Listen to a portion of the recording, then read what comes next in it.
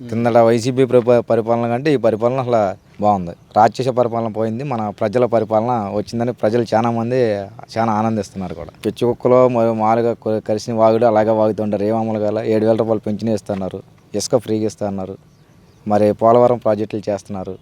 ఇంకేం కావాలి వాళ్ళకి?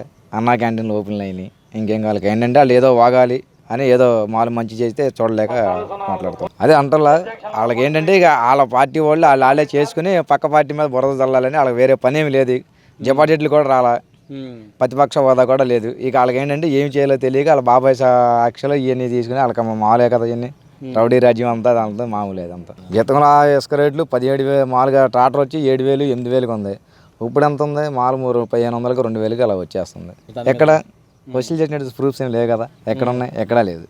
కాకపోతే ఏంటంటే వాళ్ళు ఏదో చెప్పాలి అని చెప్పే తప్ప వాళ్ళు చెప్పినా కానీ ప్రజలు ఎవరు నమ్మరు. వైసీపీ నేతలు 5 సంవత్సరాల నుంచి ఆరోపణలు, ఇప్పుడు 5 సంవత్సరాలు ఏం చేయలేదు, ఈ 2 నెలలు ఏమైతే ఆరోపణలు చేస్తున్నారు. వాళ్ళు చేసేదే అది కదా, ప్రతిపక్షానికి వచ్చి మాట్లాడే హోదా లేదు.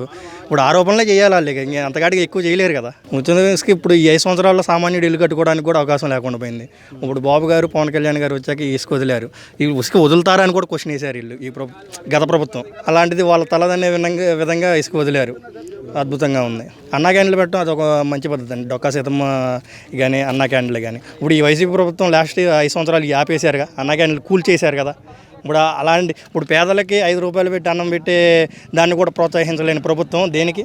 అందుకనే ప్రజలు గట్టి దెబ్బ వేశారు జగన్మోహన్ రెడ్డి గారింటికి. అది ఉత్తమమైన పని అండి, దాని కూడా నేను ఏకీపిస్తాను. ఎందుకంటే సామాన్యుడు ఒక రాజకీయ నాయకుడిని కలిసే ప్రక్షాళన లేకుండా పోయింది లాస్ట్ 5 సంవత్సరాలు. ఇప్పుడు ఈ 2 నెలల్లో చూడండి, ఒక కార్యకర్త డైరెక్ట్గా ఒక ఎమ్మెల్యేలతో మాట్లాడటం కానీ, ఏదైనా సమస్య గురించి చర్చించడం కానీ చాలా ఉత్తమంగా ఉంది. దాన్ని బట్టి నేను ఖండిస్తాను. ఇప్పుడు అమౌంట్ ఇచ్చేది ఏంటంటే, వీళ్ళు ఋషికొండలో ఏం చేశారు? కోట్లు ఖర్చు పెట్టి ఒక బాత్ టబ్కే కోట్లు ఖర్చు పెట్టారు. వీళ్ళు ఇచ్చేది ఏంటంటే అమౌంట్, అది ప్రభుత్వ సొమ్ము అండి. వాళ్ళు ఇవ్వడానికి ఏంటి అసలుకి? అది ఇప్పుడు ప్రభుత్వ సొమ్ము, అది వాళ్ళు విచ్చలవిడికి ఖర్చు పెట్టారు, దాన్ని వ్యతిరేకించారు జనం. అసలు పోలవరం పుట్టుకే మన చంద్రబాబు నాయుడు గారు కదండి.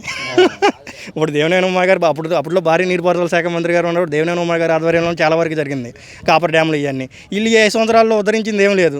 అందుకనే అంటున్నారు మాకు ఈ 5 సంవత్సరాలు తెలియదు, మీరే చేయండి అని ఇండైరెక్ట్గా చెబుతున్నారు రాంబాబు గారు. అంతే.